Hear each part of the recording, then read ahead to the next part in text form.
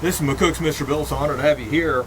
Out here doing a little yard work, but I'm going to take a few minutes. We're going to talk about deer hunting. My wife is a deer hunter. For decades she's been hunting deer. She's very good at it with her 30-06. And we have a lot of meat for the family over those years. You bet. Good, healthy, wild meat. Can't hardly beat it as far as we're concerned. And we do everything legal. Now, it's not free to hunt deer in the state of Nebraska. It costs $30. $30 for a resident to take deer because there are just so many of them.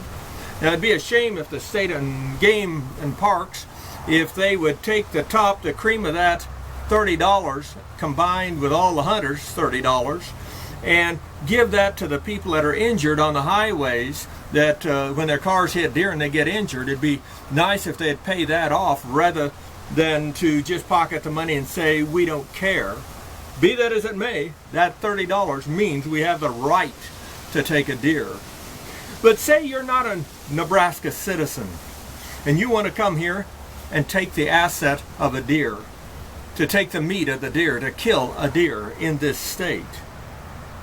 You have to pay 7 times the money, $210, to kill a deer in the state of Nebraska if you're not a Nebraska resident.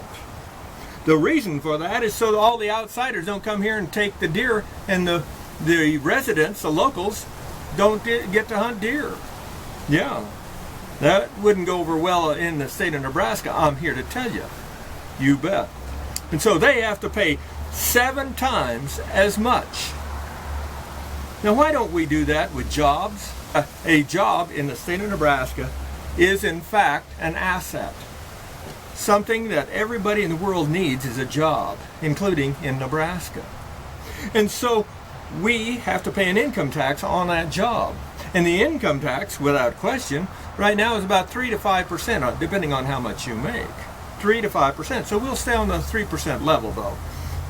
That means that you're going to give 3% of your income, if you're a resident, to Nebraska. And they let the outsiders come in and pay the same income tax. That isn't fair. That isn't right. And you cannot become a Nebraska citizen, in my opinion, if you're not a United States citizen first. What?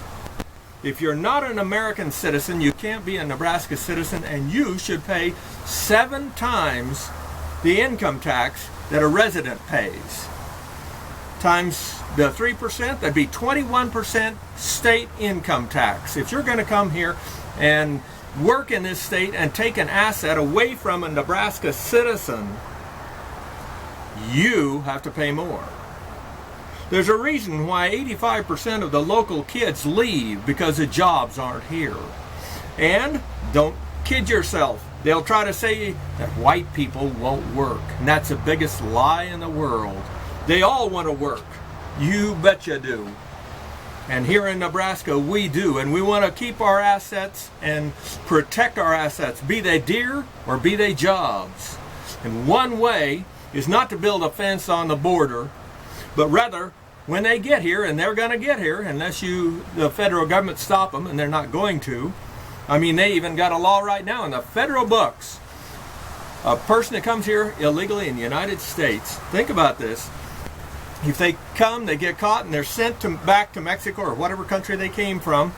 They're sent back, and they come again. It's a 20-year prison sentence. They just don't enforce it. Would be strange, though, if you broke the law as a Nebraska citizen or a United States citizen. They'd gladly take all of your money and put you in prison. But be it as it may, the state of Nebraska, instead of being 20 years behind everybody, could step up and be the very first state to say, you know, if you're not an American citizen and not a Nebraska citizen, because of that, you're going to pay 21% income tax if you come here and work and take one of our very few jobs in the state. Rate this film.